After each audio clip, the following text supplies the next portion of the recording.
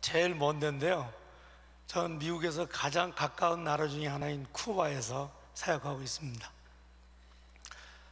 쿠바는 아주 가까운 나라인 반면에 특별히 미국에 사는 분들이 전혀 모르는 나라입니다.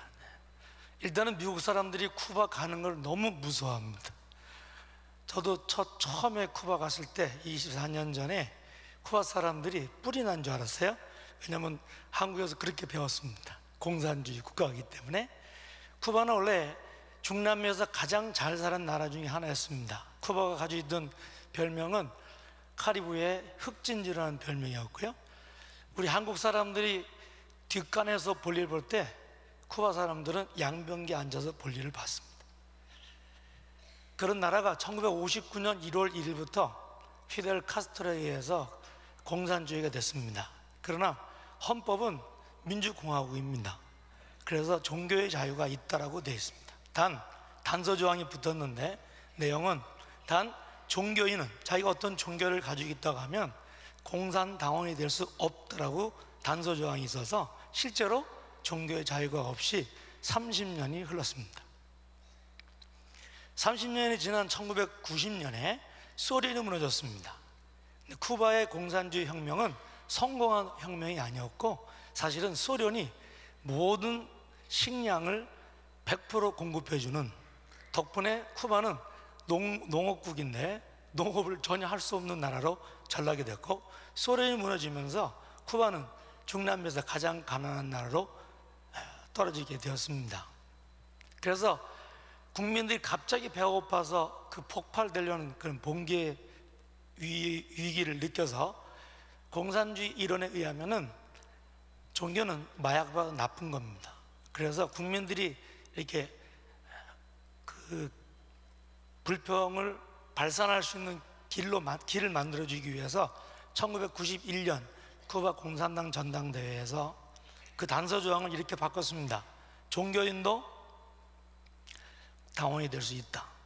그래서 1991년부터 쿠바에는 명실공히 종교의 자유가 주어졌습니다. 그래서 모이고 전도하고 예배드리고 이런 일에는 전혀 문제가 없습니다. 아멘 안 하시네.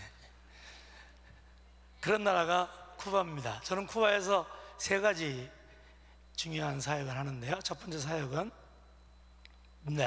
쿠바 선교사관학교라고 하는 사역을 하고 있는데, 이건 뭐냐면요, 제가 쿠바를 94년 6월에 처음 방문했을 때 쿠바 교회를 도우려고 왔는데, 사실 쿠바 교회가 우리를 도와야 될 만큼 영적으로 아주 성숙해 있었습니다. 쿠바는 교육과 의료가 무료입니다. 박사 과정까지 단 한 푼도 내지 않습니다. 심지어는 지금 외국 유학생들을 엄청나게 많이 도와주고 있는데 의대생만 3만 명입니다. 풀 스칼라십을 받고 전 세계 수십 개 나라가 쿠바에 의대생을 공부하고, 특별히 체육과나 법학과도 많이 있습니다. 그래서 교육과 의료가 무료이기 때문에 쿠바에서는 아주 자질이 잘 준비된 그런 크리스찬들을 만날 수 있습니다. 많이 배웠고 극심하게 가난하고 하루에 한 끼 먹습니다. 평균 봉급이 10불입니다. 그리고 공산주의 철저한 통제 아래서 쿠바가 살아왔기 때문에 거기에 복음이 들어가면 우리가 생각하는 것보다 훨씬 빠른 속도로 믿음이 자랍니다. 그래서 저는 어떤 사역을 하냐면 쿠바에서 선교사로 헌신한 크리스찬들을 모아서 선교사 양성신학교를 하고 있습니다. 다음 그림 볼까요? 제가 안 보여서. 이 신학교 이름은 다암이라는 건데, 디오스 아마 알문도, 하나님이 모든 사람을 사랑한다는 첫 달을 따서, 왜냐하면 이건 쿠바 정부에 허가받은 신학교가 아니어서 다암이라고 그렇게 신학교를 부릅니다. 2003년 3월에 1기생을 뽑아서 진행했는데요, 1년 동안 합숙훈련을 시킵니다. 그리고 그 다음 해에 교회를 개척하게 됩니다. 개척한 사람만 졸업을 시킵니다. 그래서 2010년 5월에 6기생이 졸업했는데 111교회가 쿠바에 세워졌고, 그리고 145명이 졸업을 했습니다. 부부가 있어서. 그런데 2010년 10월에 7기생을 뽑았는데 7기생이 80개의 분교와 1,400명의 학생이 되어서 지금은 졸업생이 1,300명이고요. 교회는 250교회가 세워졌고요. 사실 쿠바에서 한 교회가 세워지는 것은 정말 놀라운 하나님의 특별한 도우심이 아니면 불가능한 건데, 이렇게 많은 교회가 세워졌고 현재 120개의 분교회, 다음 그림 보실까요? 예, 다음 120개의 분교회 2,000명의 신학생들이 있습니다. 저는 이 사역을 하면서 제가 할 수 있는 영역은 아주 오래전에 벗어났고요. 제가 깨달은 게 뭐냐면, 하나님께서 쿠바에 이렇게 많은 하나님의 종들을 필요로 하실 때가 곧 오는구나 라고 생각을 했고, 저는 개인적으로 어떤 비전을 갖고 있냐면, 쿠바는 세계 선교를 마무리하는 마지막 주자 나라라고 생각합니다. 기독교 역사에 이런 자질의 사람들, 준비된 리더들이 준비된 경우는 없었고 앞으로도 불가능한 것이라고 생각하기 때문입니다. 두 번째 사역은요, 목사님 움직이셨는데 지난 4월 달에 김하신 목사님이 쿠바를 방문하셨습니다. 아주 오래전부터 약속하셨는데 드디어 오셨어요. 오셔서 3박 4일 계시면서 저에게 신학교 하라고 이렇게 또 말씀하셨습니다. 그래서 신학교가 지어지는데요, 그냥 계속 넘겨주실래요? 네. 지금 현재 내년 3월에 60명의 신학생들을 9개월 합숙훈련하는 그런 방법으로 신학교를 운영하기 위해서 신학교를 건축하고 있고, 그때까지 충분히 지어지고 학생들이 동원되고 모집이 돼서 신학교가 시작하게 될 것입니다. 놀라운 게 뭐냐면요, 57년의 혁명, 쿠바 공산주의가 정권을 잡고 있으면서 지난 2011년 11월에 두 가지 법이 나왔는데, 이게 뭐냐면 집을 마음대로 사고 팔고 그리고 자동차를 마음대로 사고 파는 법이 나왔습니다. 그래서 제가 차를 샀는데 61살 먹은 노인을 샀어요. 그래서 한 3일 정도 타고 3일 정도 고치면 갑니다. 미제차인데. 그리고 집을 살 수 있어서 이제 한 3년 전부터 건축을 할 수 있습니다. 쿠바 기독교 역사에 혁명 공산주의 사회에서 딱 한 교회만 건축 허가를 받았습니다. 가장 큰 순복음교회만 건축 허가를 받았는데, 그것도 12년 만에 건축 허가를 받았는데, 지금은 교회를 엄청나게 빠르게 그리고 쉽게 질 수 있습니다. 이미 제가 20개의 교회를 봉헌했고요, 지금 약 40개의 교회를 건축하고 있는데, 목사님이 딱 맞는 시간에 오셔서 이런 신학교 건물을 질 수 있는 그런 준비가 돼서 내년 3월에 쿠바에서 60명씩 모아서 9개월 코스의 신학교를 하게 되었습니다. 또 한 가지 제가 쿠바에서 하는 사역은,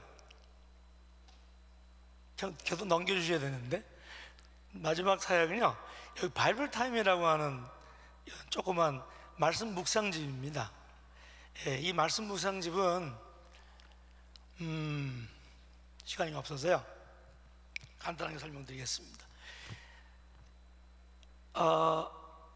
말씀 묵상집인데 신약을 1년에 한 번 통독하게 되고 월간지인데요, 또는 신구약을 1년에 한 번 통독하는 그런 내용으로 되어 있습니다. 여기는 간증도 없고 주석도 없습니다. 성경 본문만 있습니다. 현재 이 바이블타임이라는 말씀 묵상집이 세계 47개국에 셋업이 됐고요, 13개 언어로 매달 25만 권이 만들어져서 읽혀지고 있습니다. 중요한 것은 이게 아주 단순하게 간단하게 만들어졌는데 사람들이 읽게 만듭니다. 그날 하루에 말씀 묵상을 읽다 보면 한 구절을 끄집어내서 주님이 내게 말씀하시는 말씀을 끄집어내서 기록하고 두 가지 질문을 하게 되면 맨 뒷페이지에 스티커가 있어요. 떼어서 하루 분량을 마치게 됩니다. 25만 권이 전 세계에서 직접 그 나라에서 인쇄해서 출판되고 있습니다. 이게 한국에서 1,000원에 팔리고 있습니다. 제가 자세한 내용은 얘기를 못하고요, 24년 동안 중남미에서 사역을 하면서 중남미 모든 나라들을 다 방문해 봤습니다. 아주 많은 횟수로 방문하게 되었습니다. 거기서 얻어진 게 뭐냐면요, 중남미 교회가 가지고 있는 여러 가지 장점이 있는데 특별히 단점 중에 가장 중요한 단점이 뭐냐면요, 믿음이 말씀에 서 있지 않습니다. 죽어도 성경은 안 읽습니다.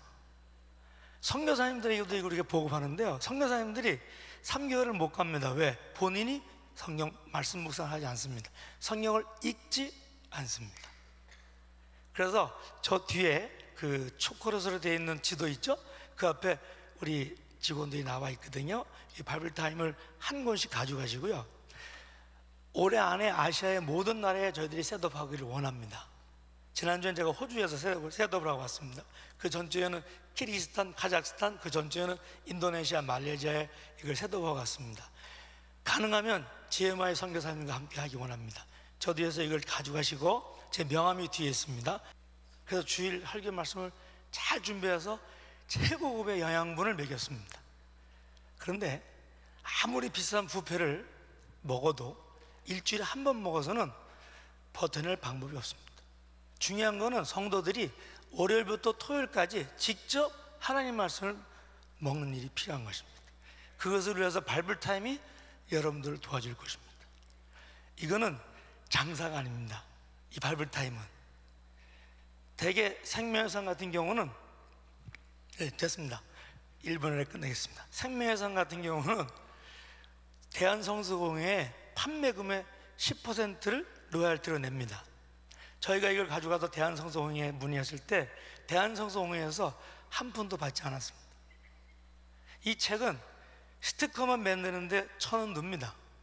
근데 1,000원에 팝니다. 특별히 세계에 1억 6천만 명의 고아가 있습니다. 저는 저희는 그 고아들에게 빵을 주는 대신 하나님 말씀을 주기 원합니다. 그래서 1억 6천만 명의 고아들에게, 전 세계에 있는 고아들에게 하나님 말씀을 먹이기 위해서 매년 6천만 원의 재정을 지출하고 있습니다. 물론 개미군단의 헌금으로 모여지고 있습니다. 여러분들이 여러분의 삶 가운데, 사역 가운데 무엇이 최우선되는 것을 깨닫게 되기를 소원합니다. 그래서 하나님 말씀을 매일 먹는 것만큼 중요한 것이 없다는 사실을 기억하시고, 왜냐하면 하나님 말씀이 생명이요, 하나님 말씀이 유일한 소망이요, 하나님 말씀만이 영원한 것입니다. 하나님 말씀과 함께 하루를 시작하고, 하나님 말씀과 함께 하루를 살고, 하나님 말씀과 함께 하루를 닫는 진정하고 그리고 건강한 크리스찬의 삶, 하나님의 종의 삶을 사는 여러분과 제가 되기를 바랍니다.